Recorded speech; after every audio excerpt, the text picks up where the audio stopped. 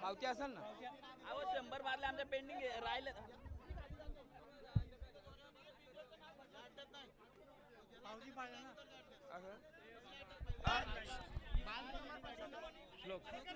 हा श्री बालदिगंबर प्रसन्न श्लोक रुपेश पवाले कडाव्यांचा गुंडा आणि वावरल्यानंतर शंकर बिंदोरच्या गुलाचा मानकरी झाला. दोन्ही समालोचन करताना 100-100चा पारितोषिक. धन्यवाद मामा. हे घ्या.